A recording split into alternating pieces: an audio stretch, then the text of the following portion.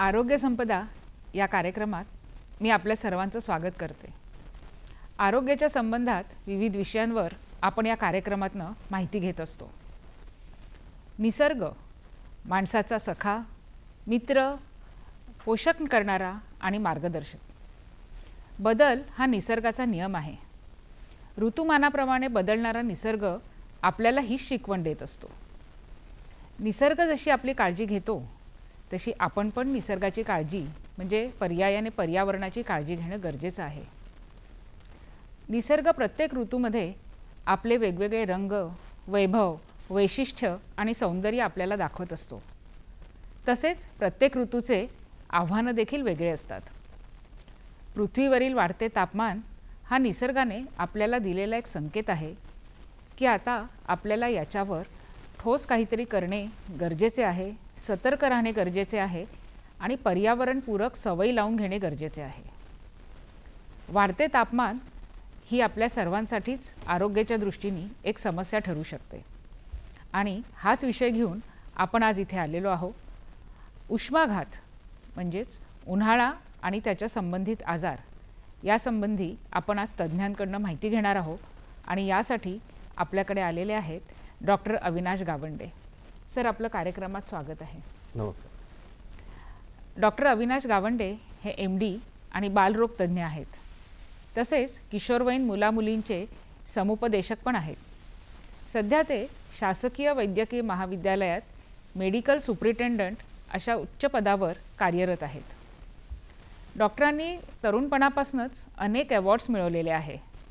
Young Indian award, young scientist award असे अनेक award सरांना मिळालेले आहे। पण कौतुकाचं म्हणजे कोविड काळामध्ये सरांनी जे काम केलेलं आहे त्यामुळे महाराष्ट्र सरकारने त्यांचा कोविड वॉरियर म्हणून असा सन्मान केलेला आहे। अनेक सामाजिक आणि वैद्यकीय संघटनांशी सर निगडित आहेत। तसेच research paper, health exhibitions, conferences या सगळ्यामध्ये सरांचा सहभाग कायमच असतो। रुग्णसेवेला समर्पित आणि सेवाभावी वृत्तीचे डॉक्टर अविनाश गावंडे आज आपल्यासोबत आहेत आणि आपल्यासोबत चर्चा करणार आहेत। संक्रांत झाली की वातावरणात थोडा उष्मा जाणवायला लागतो आणि होळी झाली की वातावरण चांगलेच तापायला लागते आणि उन्हाळ्याची चांगलीच चाहूल लागते, चटके पण बसायला लागतात। याचा परिणाम आपल्या जीवनशैलीवर व स्वास्थ्यावर होत असतो। तर डॉक्टर, सर्वप्रथम आम्हाला सांगा की हे तापमान आणि आरोग्य याचा काय संबंध आहे? तापमान आणि आरोग्य याचा खूप महत्त्वाचा संबंध आहे। कारण आपण दरवर्षी बघितलं तर पूर्ण जगातच आता या काळात तापमान वाढत चाललेलं आहे आणि काही व्यक्तीमध्ये विशेषतः ज्यांना काही क्रॉनिक आजार आहे किंवा लहान मुलं ज्यांची तापमान कंट्रोल म्हणजे नियमित करण्याची प्रणाली विकसित झालेली नसते किंवा म्हातारी माणसं ज्यांची तापमान कंट्रोल करणारी प्रणाली जी आहे ती क्षीण झालेली असते, जी वीक झालेली असते, अशा लोकांना किंवा जे लोक उन्हात जास्त वेळ काम करतात किंवा त्यांना श्रम हा उच्च तापमानात करावा लागतो, अशा लोकांत तापमानाचा परिणाम त्यांच्या शरीरावर होऊ शकतो आणि त्यामुळे त्यांचं तापमान वाढू शकते आणि त्या रिलेटेड त्यांना आजार या काळात खूप मोठ्या प्रमाणात होतात। आता उन्हाळा म्हटलं की मुलांच्या शाळेला सुट्ट्या, महिलांसाठी वाळवणं करणे आणि घरच्यांसाठी प्रवास हे अगदी समीकरण ठरलेलंच आहे। तसंच उन्हाळा म्हटलं की काही आजार हे पण समीकरण ठरलेलं आहे। तर डॉक्टर, कोणत्या समस्या साधारणपणे आपल्याला उन्हाळ्यामध्ये दिसून येतात? उन्हाळ्यात जसं आपण सांगितलं त्याप्रमाणे होळीच्या काळापासून जसं टेम्परेचर वाढत असते आणि तापमान आता तर यावर्षी जवळपास 44च्या तितक्या तापमान आहे आणि या तापमानामुळे काही आजार हा डायरेक्ट तापमान वाढल्यामुळे होतात आणि काही आजार हा इनडायरेक्ट होतात। डायरेक्टमध्ये जसे की उष्माघात, ज्याला आपण सनस्ट्रोक म्हणू शकतो, ज्याला हीटस्ट्रोक म्हणतो, तो उष्माघात हा एक महत्त्वाचा आजार आहे। सोबत जास्त तापमान असल्यामुळे आणि पाणी शरीरात त्याची परिस्थिती कमी असल्यामुळे डिहायड्रेशन पण होऊ शकते। इनडायरेक्ट आजारामध्ये दूषित अन्न किंवा उघड्यावरचं अन्न याच्यामुळे विषाणूबाधित, जीवाणूबाधित झालेलं अन्न किंवा पाणी गेल्यामुळे diarrhoea, food poisoning, dehydration, direct सनमुळे सनबर्न आणि सनरॅश आणि इनडायरेक्ट आजारामध्ये आणखी कुठे पाणी जमा होत असेल, कूलरमध्ये पाणी राहत असेल, या काळात जर मच्छर होत असेल तर त्या वाटे होणारे आजार जसं मलेरिया, डेंग्यू हे पण आजार होतात आणि सुरुवातीच्या काळात चिकन पॉक्स पण आजार हा उन्हाळ्यात सुरू आहे। म्हणजे उन्हाळ्यात आपल्याला आपल्या आरोग्याची काळजी घेणं हे फार गरजेचं आहे. डॉक्टर, आत्ता आपण उष्माघात म्हणजे ज्याला सनस्ट्रोक किंवा हीट स्ट्रोक असं म्हणतात, हा एक आजार इथे सांगितला. तर ॲक्च्युली उष्माघात म्हणजे काय किंवा ह्याचे कारणं काय असतात? उष्माघात हा मी आता सांगितल्याप्रमाणे ज्याची टेम्परेचर कंट्रोल करण्याची प्रणाली विकसित झालेली नसते किंवा वीक झालेली असते, काही आजार असल्यामुळे वीक असते त्यांची, त्या व्यक्तींना किंवा त्या मुलांना जर जास्त टेम्परेचरमध्ये जर जास्त वेळ राहिलं किंवा काही लोकांना कामासाठी बाहेर जावं लागते आणि जास्त उच्च तापमानात जर काम करण्याची गरज पडली तर त्या तापमानाचा त्यांच्या शरीरावर परिणाम होऊन त्यामुळे खूप टेम्परेचर वाढतं. याची लक्षणे जर विचार केला तर जास्त तापमान असणं, म्हणजे साधारणतः 104च्या वर किंवा डिग्रीमध्ये पाहिलं तर 40 डिग्रीच्या वर तापमान असतं आणि तापमान जास्त असल्यामुळे त्यांना थकवा येणं, चिडचिड करणं, कधी मनाची परिस्थितीसुद्धा बदलली असते, म्हणजे त्यांना बोलण्यात अस्पष्टता येणं, भ्रम बरोबर न राहणं, त्यांना चिडचिड होणे, कधी झटके पण येऊ शकतात आणि तो व्यक्ती कोमात पण जाऊ शकते. त्याच्यामुळे ही एक आपल्या आरोग्याच्या दृष्टीने पाहिलं तर एक आणीबाणीची परिस्थिती असते. या काळात लवकर जर आपण जर त्याची ट्रीटमेंट नाही केली तर याचे परिणाम आपल्या मेंदूवर होऊ शकतात, हृदयावर होऊ शकतात आणि किडनीवर होऊ शकतो. कधी परिणामतः मृत्युमुखी पण या काळात झालेले आपण घटना पाहिलेल्या आहेत. डॉक्टरांनी आपल्याला उष्माघाताचे काही लक्षणं सांगितलेले आहेत, परंतु डॉक्टर आम्हाला सांगा की आता जसं उष्माघात होतो आहे ह्याचे प्राथमिक लक्षणं त्या व्यक्तीला काय जाणवतात किंवा कुठल्या लक्षणांमध्ये आपण या व्यक्तीला इमर्जन्सी ट्रीटमेंट म्हणा किंवा ताबडतोब त्याला दवाखान्यात नेणं गरजेचं असतं? म्हणजे उष्माघाताचे प्राथमिक लक्षणं तसेच गंभीर लक्षणं काय असतात हे आम्हाला सांगा. उष्माघाताचे प्राथमिक लक्षणं म्हणजे त्याचं तापमान वाढणं, सुरुवातीच्या काळात उलट्या, मळमळ होणं किंवा चक्कर येणं, ह्यासारखे प्राथमिक लक्षण आहे. आणि ही जर परिस्थिती जर त्याच काळात कंट्रोलमध्ये आली नाही तर हे तापमान त्याचं खूप 104-105च्या जवळपास जाणं आणि कधी चक्कर येणं त्याचं, आणि यामुळे सर्वात महत्त्वाचं म्हणजे त्याच्या जी मानसिक स्थिती आहे ती जर बरोबर राहत नसेल आणि तापमान जास्त असेल तर ही एक धोक्याची एक घंटा समजणं आवश्यक आहे. या काळात आजकाल सगळीकडेच म्हणजे सगळ्या सरकारी इस्पितळात पण यासाठी ट्रीटमेंट सुविधा उपलब्ध असल्यामुळे लवकरात लवकर डॉक्टरशी कॉन्टॅक्ट करणं आवश्यक आहे. पण हा जो उष्माघात आहे हा म्हणजे जेव्हा रस्त्यावर आपण जातो किंवा डायरेक्ट उन्हामध्ये जातो तेव्हाच होऊ शकतो की घरामध्ये सुद्धा हे लक्षणं आपल्याला आढळून येऊ शकतात? महत्त्वाचं म्हणजे उष्माघात, तापमान जास्त राहणं, बाकीचे आजार उन्हाळ्यातले हे घरामध्ये राहिल्यासुद्धा होऊ शकतात. पण उष्माघात हा सहसा जास्त तापमानात बाहेर काम केल्यामुळे होऊ शकतो. पण काही जसं लहान मुलं आहे, म्हातारे माणसं आहे, यांना घरात असतानासुद्धा एखादं घर उघडलं गेलं आणि थंड वातावरण असल्याच्यानंतर एक गरम अशी उन्हाची झाड पोचली तर त्या काळातसुद्धा उष्माघाताची काही लक्षणं घरात असतानासुद्धा दिसू शकतात. म्हणजे घरात असतानासुद्धा उष्माघात होऊ शकतो, त्याच्यामुळे आपल्याला घरीसुद्धा काळजी घेणं गरजेचं आहे आणि बाहेर जातानासुद्धा काय काळजी घ्यावी सर आपल्याला सांगणारच आहेत. परंतु खूप महत्त्वाचे लक्षणं इथे सांगितले आहेत आणि आता उन्हाळ्याच्या दिवसात आपण सगळेजण काही ना काही निमित्ताने बाहेर जात असतो, तर प्रत्येकाने ह्या लक्षणांची माहिती घेणं गरजेचं आहे. तर सर जसं आता उष्माघाताचे लक्षणं वाटले, घरी असतील किंवा बाहेरही कोणी असतील आहे, तर असे लक्षणं जाणवल्यावर आपल्याला कोणाकडे जाणं गरजेचं असतं किंवा जे शासकीय इस्पितळ असतात, गव्हर्नमेंटचे असतात, त्याच्यामध्ये तुम्हाला पण आता आपण मेडिकल सुपरिटेंडंट आहात तर तुम्ही पण अशी काही वेगळी तिथे व्यवस्था करून ठेवली असते का की ज्याद्वारे ह्याला आपल्याला लगेच ट्रीटमेंट करता येईल आहे? हा एक खूप महत्त्वाचा प्रश्न आहे, कारण उष्माघात याला लवकरात लवकर ट्रीटमेंट मिळणं आवश्यक आहे. याच्यासाठी सर्वात महत्त्वाचं म्हणजे उष्माघाताची लक्षणे दिसली तर अशा व्यक्तीला किंवा अशा पेशंटला जवळच्या सरकारी इस्पितळात किंवा कुठे ट्रीटमेंट घेणं आवश्यक आहे, कॉन्टॅक्ट करणं आवश्यक आहे. तोपर्यंत बाकीच्या लोकांनी, ज्याच्या आजूबाजूला असणाऱ्या लोकांनी सर्वात पहिले त्या व्यक्तीला एक थंड वातावरणात घेऊन जाणं आवश्यक आहे. जर उन्हात असेल त्याला आतल्या रूममध्ये जिथं थंडी रूम आहे नसेल तर तिथे खिडकीला तुम्ही जर एखादा कापड मारला आणि त्याला ओलं केलं आणि फॅन सुरू ठेवला तरी रूम थंडी होऊ शकते. अशा ठिकाणी त्या माणसाला नेणं आवश्यक आहे. आणि वातावरण थंड झाल्याच्यानंतर शरीर कसं थंड करता येईल याकडे प्रयत्न करणं आवश्यक आहे. सरकारी इस्पितळात तर असतात, पण आपल्या घरी पण त्या माणसाला पाण्याचं म्हणजे एक फ्रीजमधलं किंवा थंड पाणी याचं स्पंज करणं आवश्यक आहे, यांना पुसून काढणं आवश्यक आहे. मी तर म्हणेल जर कुठं काहीच अवेलेबल नसेल तर सरळ बाथरूममध्ये नळाखाली नेणं, की आपल्या गार्डनमध्ये जर नळ असतो त्याचा फवाराचं वापरणं, स्प्रिंकलर वापरणं हे खूप फायद्याचं आहे. आणि जर असेल आणि जर तरी जर ट्रीटमेंट म्हणजे पेशंट जर बरोबर होत नसेल तर सरकारी इस्पितळात घेऊन जाणं सर्वात आवश्यक आहे. कधी कधी जर गरज असेल तर त्या जर व्यक्ती कमी सनस्ट्रोकचे लक्षणं असतील आणि ओरली काही घेऊ शकत असेल तर तोंडावाटे त्याला द्रव पदार्थ देणं आवश्यक आहे. द्रव पदार्थ एक सरकारी इस्पितळामध्ये ORS मिळतात, ज्याला क्षार संजीवनी म्हणतो, ती तर सर्वात चांगली आहे.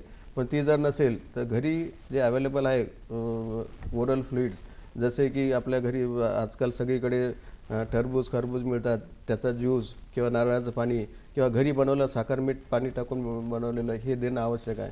आणि परिस्थिती जर हाताबाहेर असेल तर याला एखाद्या इस्पितळात लवकरात लवकर नेऊन त्याची ट्रीटमेंट करून त्याला कधी कधी नसे वाटेसुद्धा IV फ्लुइड देणं आवश्यक असते.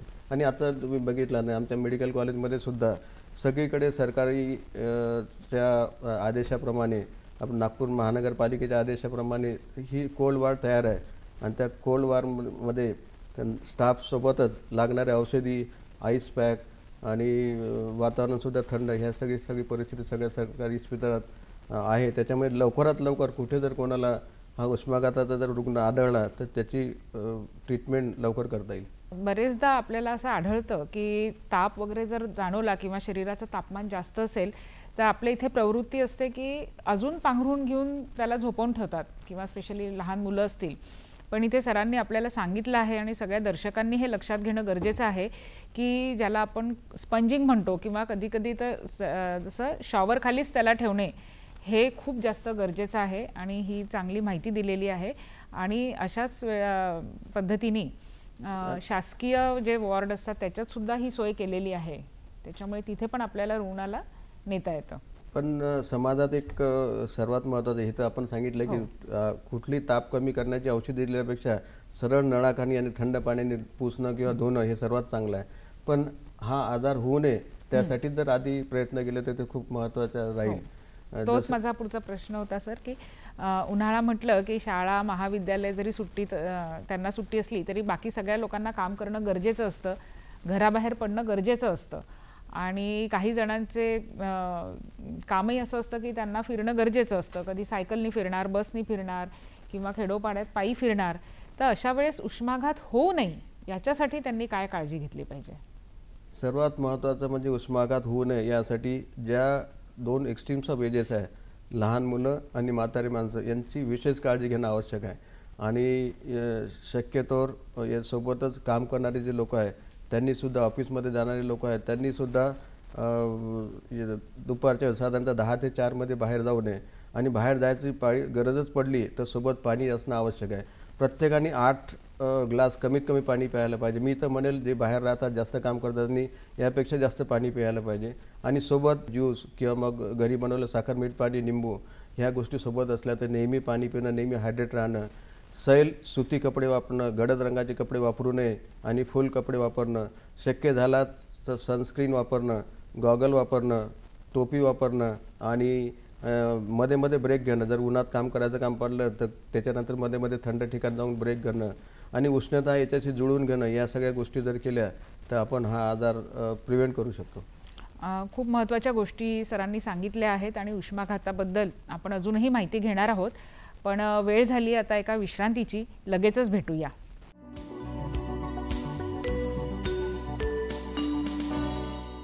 विश्रांतीनंतर आपल्या सर्वांचं पुन्हा एकदा स्वागत आहे.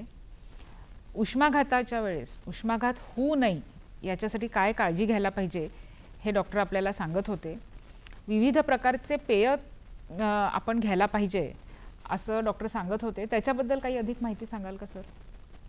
कारण महत्त्वाचं आहे की या उष्माघातामुळे शरीरातलं पाणी कमी होते, शुष्कता येते, वॉमिटिंग आणि बाकीच्या गोष्टी असू शकतात.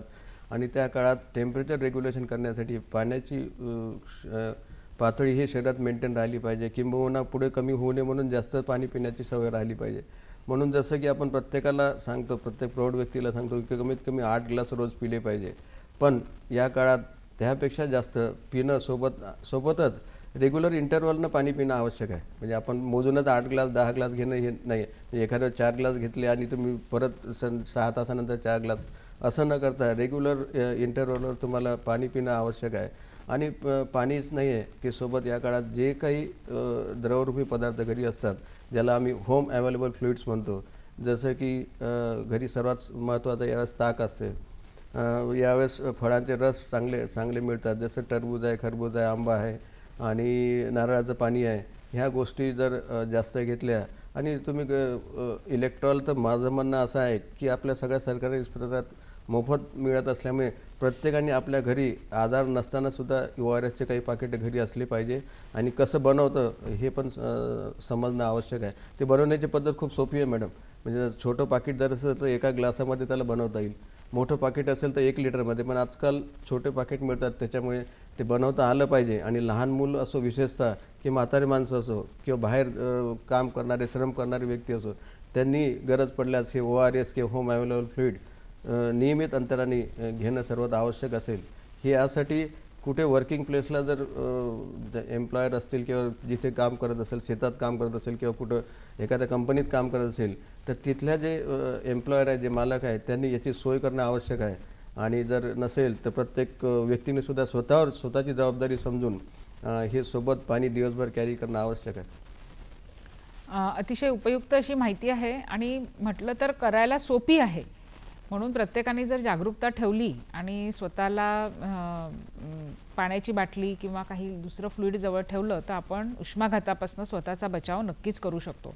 आता आपण दोनदा म्हटलं सर की लहान बालकं आणि वयस्क ह्यांची आपल्याला विशेष काळजी घेणं गरजेचं असतं, कारण कुठले लक्षणं आहे कदाचित ते बोलून दाखवू शकत नसतील. तर अशा वेळेस पालकांनी किंवा त्यांचे जे केअरटेकर असतात वयस्क लोकांनी, त्यांनी कोणत्या लक्षणांवरनं किंवा काय असं त्यांनी ऑब्झर्व केलं तर लक्षात येईल की या मुलाला किंवा वयस्क व्यक्तीला उष्माघात होत आहे म्हणून? हा सर्वात महत्त्वाची गोष्ट म्हणजे या काळात सर्वांना जर कोणाला जर आपल्याला प्रोटेक्ट करायचं असेल तर लहान मुलं आणि म्हातारे माणसं यांना प्रोटेक्ट करणं आवश्यक आहे. आणि यासाठी मी तर म्हणेल, खेड्यात असो की सेमी अर्बन एरिया असो की अर्बन एरिया असो, तिन्ही ठिकाणी वेगवेगळ्या परिस्थितीत त्यांना आपण प्रोटेक्ट करू शकतो. तुम्ही खेड्याचा जर विचार केला तर तिथे एखादी रूम असेल, त्या रूमला एक कापड बांधायचा किंवा तुम्हाला आपले बाकीचे खताचे पोते मिळतात ते बांधून त्याला जर दिवसभर ओलं केलं तर रूम ही थंड ठेवू शकतो. आणि त्या मुलांना किंवा म्हाताऱ्या माणसाला त्या रूममध्ये आपण ठेवू शकतो, म्हणजे जेणेकरून त्यांना उष्माघात होणार नाही. पण खेड्याला जर विचार केला तर कधी कधी आई वडील मुलाला बाहेर घेऊन जातात आणि दुपारच्या वेळेस आणि थोड्या वेळासाठी कारमध्ये फिरतात आणि काही गोष्टी घ्यायला जातात. ही गोष्ट अवॉइड करणं आवश्यक आहे. त्या थोड्या वेळासाठी जर मुलगा जर कारमध्ये असेल तर त्यावेळेससुद्धा त्याला सनस्ट्रोक हिस्ट्रोक होऊ शकतो. अशा परिस्थिती सेमी अर्बन एरियामध्ये कुठे एकदम थंड ठिकाणी जाणं आणि थंड काळापासून एकदम गरममध्ये जाणं असं होऊ शकते आणि या काळातसुद्धा सनस्ट्रोक होऊ शकते. म्हणून अशा लोकांना आपण प्रोटेक्ट करायला पाहिजे. आणि त्याच्यानंतर तर बाळ जर लक्षणे याची जर विचार केला तर बाळ जर वीक वाटत असेल किंवा त्याचं बोलण्याची जी ॲक्टिव्हिटी आहे ती ॲक्टिव्हिटी कमी होत असेल किंवा उलट्या अतिसार असं काही असेल आणि टेम्परेचर थोडं वाढत असेल तर ही बाळाची सोबतच म्हाताऱ्या माणसाची किंवा घरी असलेल्या प्रौढ व्यक्तीची अशी जर परिस्थिती दिसत असेल ती अर्ली सिम्पटम्स म्हणून प्राथमिक त्याचे लक्षणं समजून त्याला लवकरात लवकर टेम्परेचर असेल तर टेम्परेचर रेग्युलर करणं आणि त्यांना पाणी पाजणं, ORS ज्यांना इलेक्ट्रॉल देणं आणि गरज वाटल्यास लवकरात लवकर जे इस्पितळ आहे सरकारी असो कुठे असो लवकरात लवकर डॉक्टरचा सल्ला घेणं हे सर्वात महत्त्वाचं ठरतं. अगदी खेडोपाड्यात सुद्धा आपण उष्माघात होऊ नाही याच्यासाठी काय उपाय करू शकतो हे पण आपल्याला सांगितलं आहे. तसंच लहान मुलांच्या काळजीबद्दल सरांनी माहिती सांगितलेली आहे. जसं गरमी वाढली, तापमान वाढलं की काय करावं, काय करू नये याच्याबद्दल लोकांच्या मनात खूप गैरसमज असतात. जसं बराच वेळ आपण AC किंवा कूलरमध्ये आहोत, याच्यानंतर एकदम आपण उन्हामध्ये जाऊ शकतो का, किंवा अगदी तापत्या उन्हातनं आपण घरात येतो आहे अशा वेळेस फ्रीजचं थंड पाणी प्यायचं का नाही प्यायचं, किंवा बरेचदा लोक म्हणतात की कांदा जवळ ठेवा किंवा कांद्याचा रस टाळूला लावा. तर ह्याच्याबद्दल तुम्ही काय सांगाल प्रेक्षकांना? तर हा खरोखर एक महत्त्वाचा प्रश्न आहे, कारण या काळात जसं जसं परिस्थिती बदलत आहे, कुठे कूलर्स लागलेले आहे, कुठे कोणाच्याकडे AC जास्त आहे आता, तर त्यावेळेस एकदम थंड वातावरणात गरम वातावरणात जाऊ नये की जायला पाहिजे याबद्दल जर सांगायचं झाल्यास की आपली खूप हाय टेम्परेचर असल्यामुळे नॉर्मल 36-40 36-38मध्ये ठीक आहे, पण टेम्परेचर 40च्या वर गेल्यामुळे या काळात आपली जे प्रणाली असते टेम्परेचर कंट्रोल करण्याची, टेम्परेचर नियमित करण्याची प्रणाली, ही एवढी त्याला ॲडॉप्ट करू नाही शकत. त्याच्यामुळे एकदम थंड वातावरणात लगेच उन्हात जाऊ नये. जाताना त्याला ॲक्लमटायझेशन ज्याला म्हणतो आपण, उष्णतेशी जुळून घ्या. उष्णतेशी जुळून घेत घेत जर तुम्ही गेले तर हा आजार होणार नाही. आणि दुसरा हा तुमचा प्रश्न होता की या काळात थंड पाणी द्यायला पाहिजे का. बाहेरून आलेल्या कुठल्याही व्यक्तीने, लहान मुलगा असो की काम करणारा व्यक्ती असो, मिडल एज किंवा म्हातारा माणूस असतो, याला पाणी पाजण्यात आवश्यक आहे. पण थंड पाणी न देता थोडंसं मी आधी जे सांगितल्याप्रमाणे वातावरणाशी जुळवून घेणं आवश्यक आहे. तर माठातलं पाणी, अशा गोष्टी दिल्या तर सर्वात चांगलं होईल.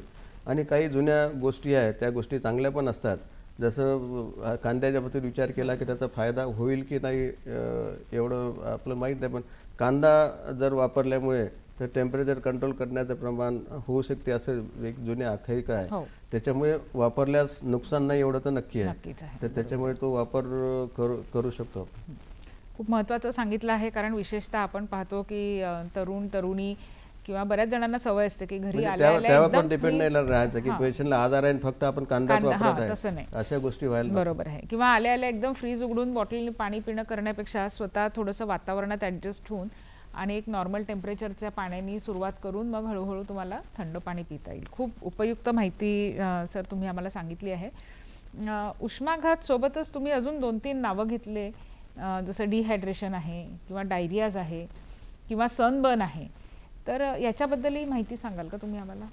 हो, या काळात आपण टेम्परेचर जास्त असल्यामुळे डस्ट जास्त तयार झालेली आहे.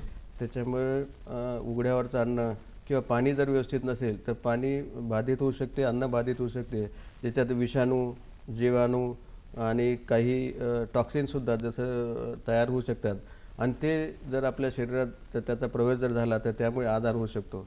विषाणूमुळे आजार जर विचार केला तर आणि जीवाणू आणि याचा जर विचार केला तर टायफॉईड, जॉन्डिस, डायरिया, अतिसार आणि जे टॉक्सिन तयार होतात, जसं काही बॅक्टेरिया आहे त्याच्यामुळे टॉक्सिन तयार करतात आणि लवकर 2-3 तासातच त्याचे सिम्पटम्स दिसू लागतात, ज्याला आपण फूड पॉयझनिंग म्हणतो. हे यासारखे प्रकार या काळात होऊ शकतात. म्हणून उघड्यावरचं खाणं टाळलं पाहिजे. आणि हे जे आजार होतात या आजारापासून आपण कसं वाचू शकतो याच्यासाठी आपण प्रयत्न केले पाहिजे, हे सर्वात महत्त्वाचं आहे. छान माहिती सर सांगत आहात, पण आपल्याला आता वेळ झाली आहे एका विश्रांतीची. लगेचच भेटूया.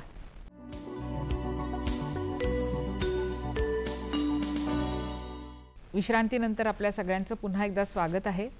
डॉक्टर अविनाश गावंडे यांच्यासोबत आपण उष्माघात आणि उन्हाळ्याचे आजार याच्यावर चर्चा करत आहोत.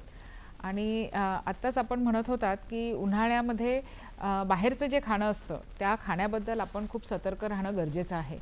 तर आणि सुट्ट्या असतात, मुलांना सुट्ट्या असतात, बरेचदा बाहेर खाण्याची इच्छा पण होत असते.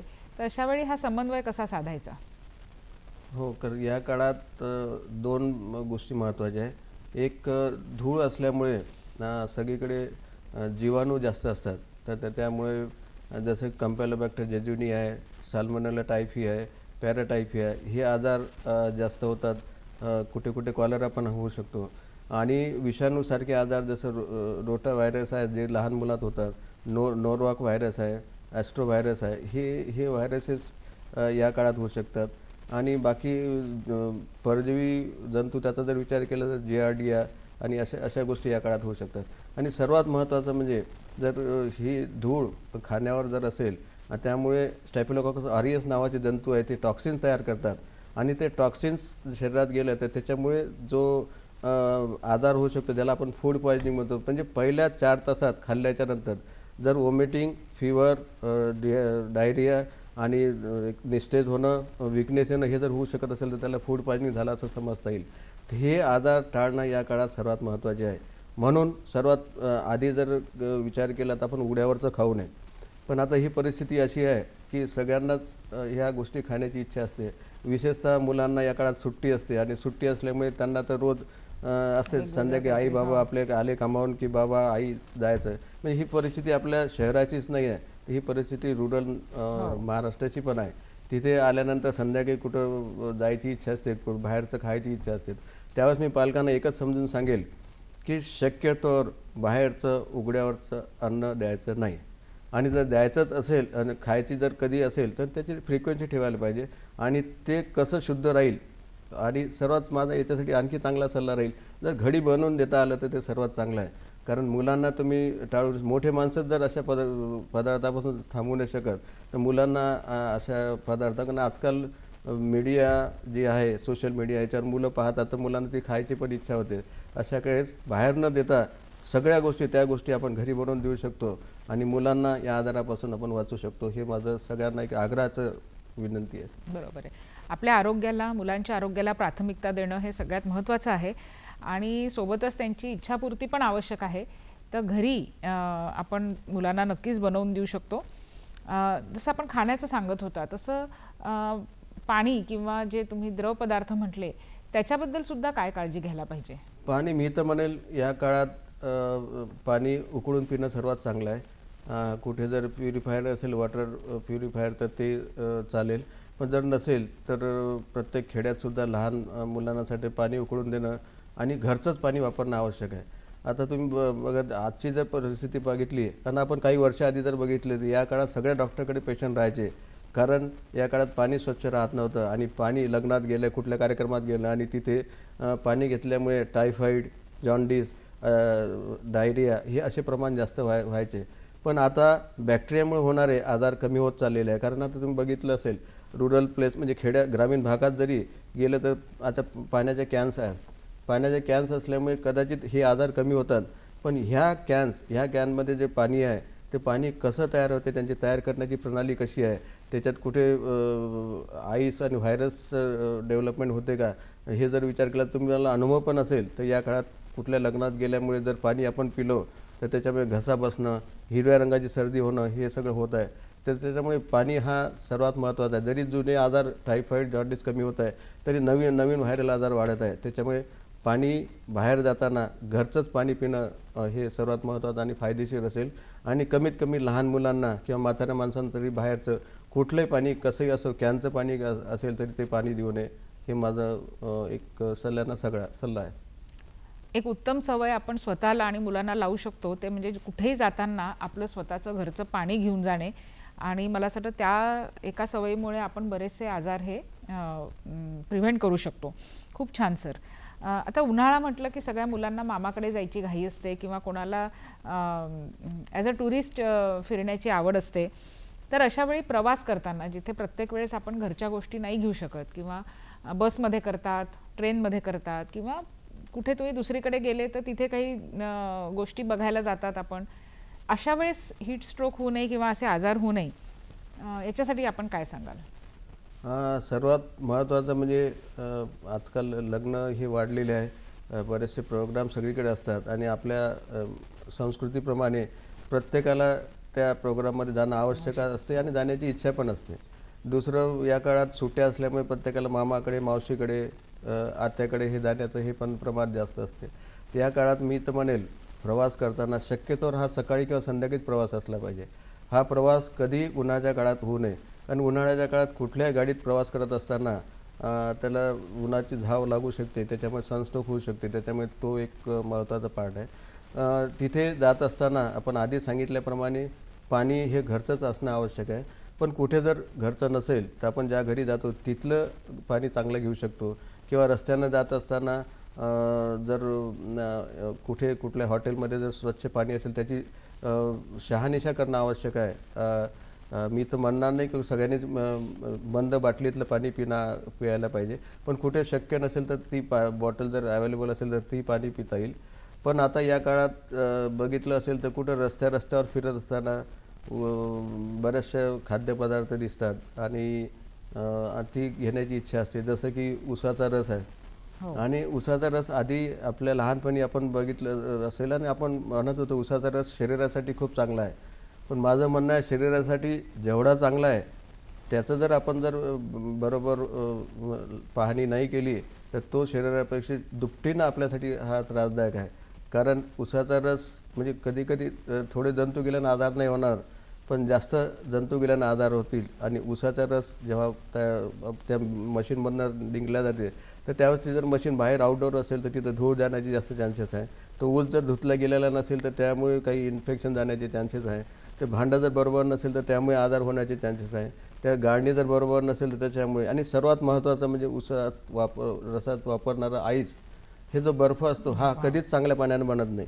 मी तर म्हणेल एखाद्या कुठल्या पाणीपुरीपेक्षा चांगल्या हॉटेलच्या चहा चांगला असते, कारण तो गरम होते. हा उसाचा रसमध्ये टाकणारा आईस हा गरम होत नाही, त्याच्यामुळे ते पोटात गेल्याच्या नंतर एकदम त्याचे व्हायरसेस आपल्या गार्डनमध्ये फिरल्यासारखे फिरतात आणि त्यामुळे खूप मोठा आजार होऊ शकतो. म्हणून उसाचा रस किंवा अशा गोष्टी घ्यायच्या झाल्यास ती पहिले मशीन बरोबर आहे की नाही पाहायचं, उसाचा रस ऊस धुतलेला आहे की नाही पाहायचं, ती मशीन इंडोर असली पाहिजे आणि त्याच्यानंतर त्याचं भांडं स्वच्छ असलं पाहिजे, त्याची गाळणी व्यवस्थित असली पाहिजे आणि त्यामध्ये आईस आणि बर्फ हा वापरू नये.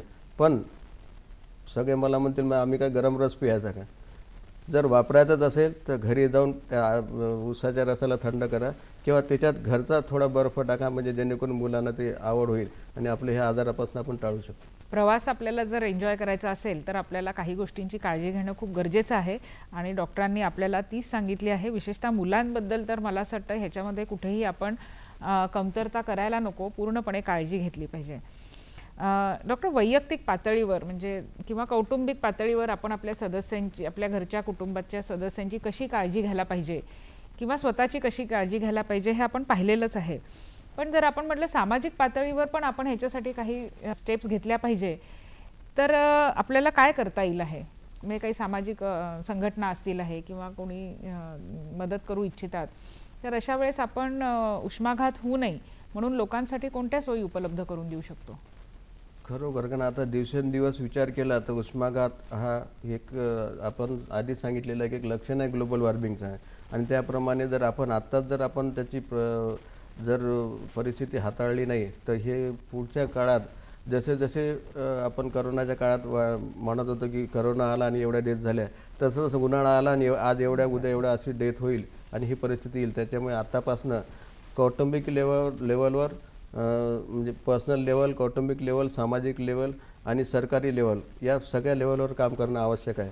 आणि याच्यात कौटुंबिक लेवलवर जर विचार केला तर प्रत्येक आणि घरच्या मोठ्या माणसांनी आपल्या लहान मुलांना किंवा घरच्या माणसांना सगळ्यांना समजून सांगणं आवश्यक आहे की ज्यावेळेस ऊन जास्त असते त्यावेळेस बाहेरचं काम करू नये, श्रम जे जिथं जास्त लागते ते उन्हाच्या काळात करू नये, सोबत पाणी पिणं आवश्यक आहे. आणि नंतर जर कौटुंबिक लेवलला गेलं तर प्रत्येकाने आपल्या घरी, आपल्या आजूबाजूच्या ठिकाणी जेवढे झाडं लावता येईल तेवढे झाडं लावण्याचा प्रयत्न करायला पाहिजे. मी तर म्हणेन लहान मुलं इतके चांगले असतात, लहान मुलांना जर तुम्ही शिकवलं ते जर त्यांच्या डोक्यात जर लहानपणापासून टाकलं तर मुलं खूपच खरोखर चांगले आहे. कदाचित आपलीच चूक आहे की त्याच्यामुळे मुलांना चांगल्या गोष्टी त्यांच्या मनात जात नाही. त्यांना जर तुम्ही याचं महत्त्व कळवलं तर प्रत्येक मूल एक झाड लावून ते झाड वर्षभर कसं राहील आणि कसं मोठं होईल याच्याकडे अशा सवयी, अशा पर्सनॅलिटीमध्ये त्याच्या सवयी टाकणं आवश्यक आहे. आणि मग पुढे जर विचार केला आपण सामाजिक लेवलवर किंवा मग NGOच्या लेवलवर, सरकारी लेवलवर, तो पण आपण त्यावरही सुद्धा आपण बोलू शकतो. खूप विस्तृत माहिती अशी आपल्याला मिळालेली आहे आणि आपण कार्यक्रमाच्या शेवटाला येतो आहे, पण वेळ झाली आहे का ब्रेकची. ब्रेकनंतर भेटू लगेचच.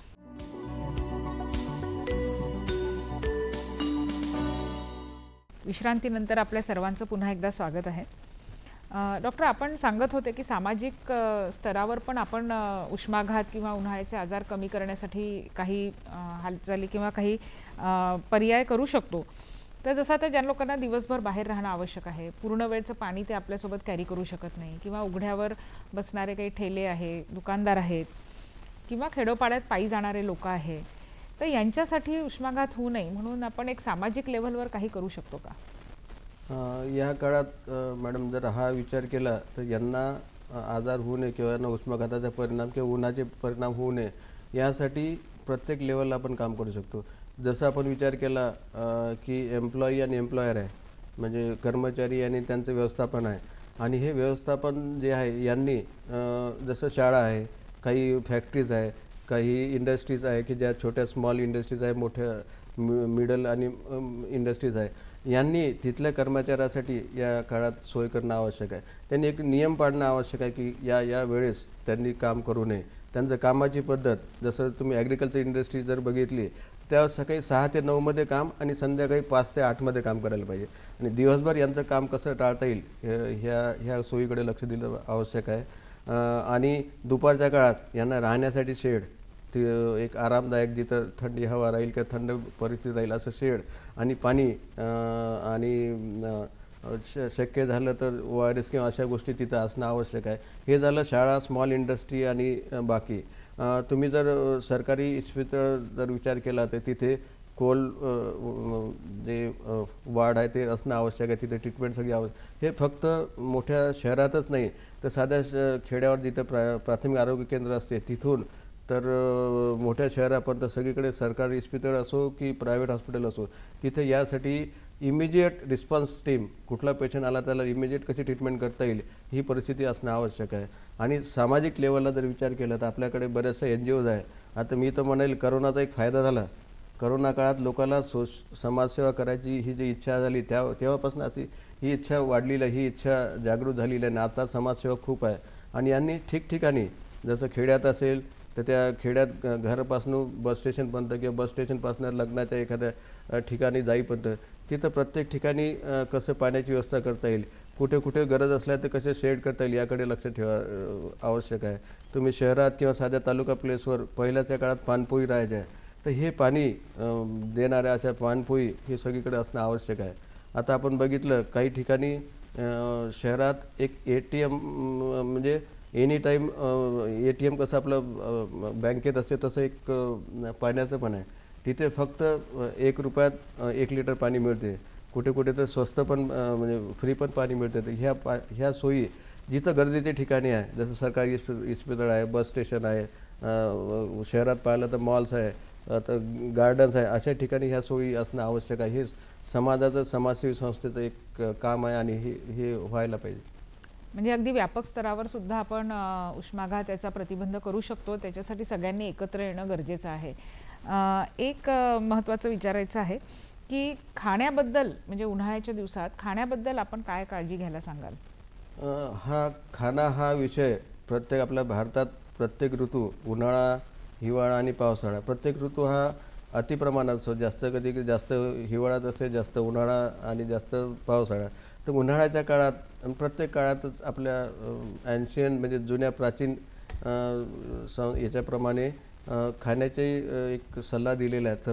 तसंच उन्हाळ्यात जड अन्न खाऊ नये, उन्हाळ्यात मसाल्याचं खाऊ नये, उन्हाळ्यात जास्त मसाले असलेले ह्या गोष्टी खाऊ नये. हलकं अन्न खाणं आवश्यक आहे उन्हाळ्यात. जसं की मिल्क प्रॉडक्ट, म्हणजे दही सर्वात चांगलं आहे. दही, ज्यूस, टरबूज, खरबूज, साधं अन्न, हलकं अन्न खाणं आवश्यक आहे. अतिशय चांगली माहिती सांगितली आहे.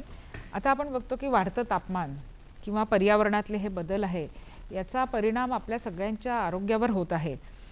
निसर्ग आपला शिक्षक आहे आणि या वाढत्या तापमानाद्वारे त्यांनी आपल्याला काही संकेत दिलेले आहे, आणि त्याच्यामुळे आपण आजच या गोष्टींना जर गांभीर्याने घेतलं नाही तर पुढे हे तापमान सगळ्यांनाच तापदायक ठरणार आहे. तर त्या दृष्टीने आपण काहीतरी ठोस पावलं उचलली पाहिजे, जागरूकता आणली पाहिजे. याच्यासाठी एक व्यापक स्तरावर आपण जसं झाडं लावणं हा एक उपाय तुम्ही सांगितला, याशिवाय आपण अजून किंवा झाडांचं संवर्धन सुद्धा करायला पाहिजे. या दृष्टीने तुम्ही काय सांगाल?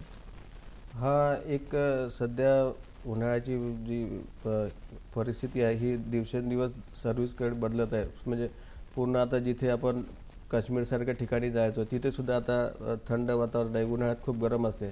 तर ही जी परिस्थिती आहे याप्रमाणे पुढे असं होऊ नये. पुढच्या पिढीला जर चांगले दिवस दाखवायचे असेल किंवा आपल्याला सुद्धा पुढे काही आजार होऊ नये, उन्हाळ्याचा त्रास होऊ नये, म्हणून लहान मुलांपासून सगळ्यांना याची माहिती देणं आवश्यक आहे. प्रत्येकाच्या घरी याचं प्रबोधन झालं पाहिजे, जेणेकरून उन्हाळा कशामुळे होतो, म्हणजे उन्हाळ्याचं ऊन जास्त कशामुळे राहतं, आपण कमी कशामुळे करू शकतो. तर जे काही नॅचरल गोष्टी आहे, नैसर्गिक गोष्टी आहे, त्याचं संवर्धन कसं व्हायला पाहिजे, त्या गोष्टी कशा वाढवता येईल. जसं आपण ठरवलं की झाड, तर हे प्रत्येकाने झाड लावणं आवश्यक आहे. बऱ्याचशा समाजसेवी संस्था आहे ते दरवर्षी पावसाळ्यात झाडं लावतात, स्वखर्चाने सगळ्यांना झाडं लावतात. पण झाडं लावल्याच्या नंतर ते पुढे टिकले पाहिजे यासाठी सगळ्यांचं प्रबोधन करणं आवश्यक आहे. मी तर म्हणेल प्रत्येकाच्या घरी प्रत्येक लहान मुलाला जर शिकवलं तर त्यांनी दरवर्षी एक झाड लावलं आणि ते जर वाढवायला प्रयत्न केला तर ही परिस्थिती जी आहे, ग्लोबल वॉर्मिंग, जे ऊन जास्त असते ते आपल्याला पुढच्या पिढीला किंवा पुढच्या काळात आपल्याला दिसणार नाही. बरेचदा एक चित्र आपण बघत असतो की एक लाकूड तोडा असतो आणि तो झाडं तोडता तोडता थकतो आणि एका झाडाच्या सावलीतच येऊन शेवटी थांबतो. आणि ह्याच्यातनं आपल्याला संदेश मिळतो की झाडं किती आवश्यक आहे. आणि मला असं वाटतं सरांनी आपल्याला एक खूप चांगली माहिती सांगितली आहे की उष्माघाताचं लाँग टर्म आपल्याला जर काही हे करायचं असेल प्रतिबंध, तर झाडं लावणं, झाडं लावा, झाडं जगवा किंवा पाणी वाचवा, ह्या सगळ्या गोष्टी आपण करणं गरजेचं आहे. यापुढे वेळ झाली आहे एका विश्रांतीची. लगेचच आपण भेटूया.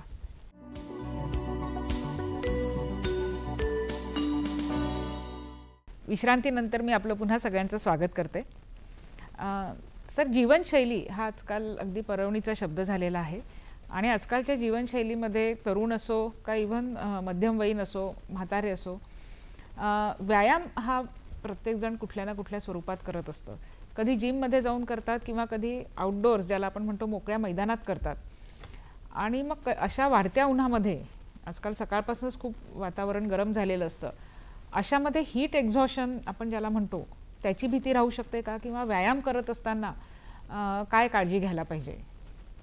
हो, कारण आता सुरुवातीच्या काळात बघितलं तर व्यायाम खूप असायचा आणि पण मधल्या काळात थोडंसं व्यायामाचं प्रमाण कमी झालं होतं. पण आता परत मागच्या काही वर्षापासून व्यायाम हा वाढलेला आहे. म्हणजे कॉलेजमध्ये जाणाऱ्या मुलांमध्ये आणि मोठ्यामध्ये पण व्यायाम वाढलेला आहे. पण व्यायाम ह्या शरीरासाठी आवश्यक आहे आणि तो करायला पाहिजे. पण उन्हाळ्याचा जर विचार केला तर व्यायामामुळे आपल्याला एक्झॉशन होऊन डिहायड्रेशन होण्याचे चान्सेस असते. त्याच्यामुळे व्यायाम करायचा असेल तर सकाळच्या काळात, ज्यावेळेस थंड वातावरण असते, साधारणतः 6-6:30 याच्यानंतर व्यायाम करू नये. संध्याकाळी तर व्यायाम टाळलेला बरा, पण करायचा असेल तर रात्री उशिरा, आणि तो पण थंड वातावरणात करायला पाहिजे. आणि व्यायाम करत असताना तुम्ही आधी जेवढं पाणी प्यायचं त्याच्यापेक्षा जास्त पाणी पिणं आवश्यक असते. त्याच्यामुळे शक्यतोवर व्यायाम या काळात कमी करायला पाहिजे. करायचं असेल तर सकाळी किंवा संध्याकाळच्या काळात, आणि पाणी जास्त पिणं हे सर्वात महत्त्वाचं आहे व्यायामाच्या वेळेस. तर व्यायाम करताना ही काळजी आपण सगळ्यांनी नक्कीच घेतली पाहिजे. आणि सर, जेव्हा आपण जीवनशैली म्हणतो, आजकाल सगळ्यांमध्ये पार्टी करण्याचं प्रमाण खूप वाढलेलं आहे. तर ह्याच्याबद्दल तुम्ही काही थोडं सांगाल का? उन्हाळ्याचे दिवस आणि पार्टी किंवा ज्याच्यामध्ये अल्कोहोल घेतलं जातं, याच्याबद्दल संबंधितांनी काय काळजी घ्यायला पाहिजे? हां, या काळात तसं आता पार्टीचं प्रमाण कुठे कुठे आहे, शहरात पण आणि ग्रामीण भागात पण. तर या काळात पार्टी म्हणजे नुसतं पार्टी नसते, तिथे मद्यपान आणि मसाल्याचे पदार्थ, कधी नॉनव्हेज, अशा गोष्टी असतात. तर या काळात पार्टी अवॉइड करायला पाहिजे. पार्टी करायचीच असेल तर थंड पेयाची पार्टी करायला पाहिजे. पार्टी करायचीच असेल तर फ्रूटची पार्टी करायला पाहिजे. हे लहान मुलांसाठी माझा सल्ला आहे. पण मोठ्यांसाठी पार्टी करत असताना मद्यपान जर करत असेल तर मद्यपानामुळे डिहायड्रेशन होऊ शकते. त्याच्यामुळे हे मद्यपान टाळणं सर्वात महत्त्वाचं आहे या काळात. पार्टी करत असताना मसाल्याचे पदार्थ वापरू नये. त्याच्यामुळे मी सांगितल्याप्रमाणे मद्यपान टाळणं, मसाल्याचे पदार्थ वापरू नये, थंड ठिकाणी गॅदरिंग होऊन मजा घेणं, हे एक पार्टीचं स्वरूप असणं आवश्यक आहे. खूप उपयुक्त माहिती आपण सांगितलेली आहे सर. तर आता आमच्या दर्शकांना आपण एक सगळा असा कंबाईंड मेसेज काय द्याल उष्माघाताच्या प्रतिबंधाबद्दल? एक महत्त्वाचं आहे, शेवटी आपण जर आपल्या इथे उष्माघाताचे परिणाम होऊ नये असं जर वाटत असेल तर लहान मुलं आणि म्हातारे माणसं यांच्याकडे जास्त लक्ष देणं आवश्यक आहे. सगळ्यांनी 10 ते 4 काम करू नये. बाहेर जायचंच असेल तर 10च्या आधी किंवा 4च्या नंतर. घरचं वातावरण लहान मुलांसाठी, मोठ्यांसाठी थंड असणं आवश्यक आहे. जिथे शक्य असेल कूलर, जिथे शक्य नसेल तिथं खिडक्याला कपडा बांधून ओला ठेवणं आवश्यक आहे, जेणेकरून सगळं थंड वातावरण राहील. या काळात पाणी जास्त देणं आवश्यक आहे. शक्य झाल्यास ORS गरज पडली तर, किंवा मग आपण घरी बनवलं निंबू साखर पाणी टाकून बनवलेलं ORS देणं चांगलं राहील. किंवा या काळात ताक मिळते तर ताकसुद्धा किंवा मग ऊसाचा रस, पण त्याचं प्रिकॉशन घेणं आवश्यक आहे. आणि टरबूज असे याचे ज्यूस आणि नारळाचं पाणी ह्या गोष्टी घेणं आवश्यक आहे. आणि सर्वात महत्त्वाचं, या काळात आजार उघड्यावरचे अन्न खाल्ल्यामुळे होऊ शकते, त्याच्यामुळे ते टाळणं आवश्यक असते. आणि प्रत्येक मुलाला समजून सांगणं आवश्यक आहे, जेवणाच्या आधी किंवा शौचास गेल्याच्या नंतर हात धुणं सर्वात महत्त्वाचं आहे, म्हणजे ज्याला पर्सनल हायजीन म्हणता येईल. आणि त्यानंतर जर खायचंच असेल काहीतरी, ह्या गोष्टी कशा गरम आणि कशा घरच्या गोष्टी आवश्यक राहतील त्या खाणं आवश्यक आहे. आणि यानंतर जर कोणाला जर लक्षणं आढळले, लहान मुलगा असो की मोठा माणूस असो, तर लक्षण जर आढळले तर लवकरात लवकर त्या ज्याला उष्माघाताचे लक्षण आहे त्यांना थंड वातावरणात नेणं आवश्यक आहे, जसं सावलीत थंड ठिकाणी नेणं आवश्यक आहे. आणि त्याला जर टेम्परेचर कमी करायसाठी एक आईस पॅक किंवा थंड पाण्याने पुसून काढणं किंवा नळात धुणं हे सर्वात महत्त्वाचं आहे. आणि कुठे जर लक्षणं वाढत असेल, ज्याला मनस्थिती बिघडत असेल, म्हणजे समजून घ्यायचं की उष्माघाताचं प्रमाण वाढत आहे किंवा थोडासा ज्याला कॉन्शियसनेस कमी होत असेल, तर अशा लवकरच डॉक्टरचा सल्ला घेणं आवश्यक आहे. हे मला असं मुद्दाम या सांगणं माझी इच्छा आहे. वाढते तापमान ही धोक्याची घंटा आहे आपल्या सर्वांसाठी, आणि त्यासाठी सर्वांनी एकत्र येऊन प्रयत्न करणे, ही पर्यावरणाचं संवर्धन करणे हे काळाची गरज आहे.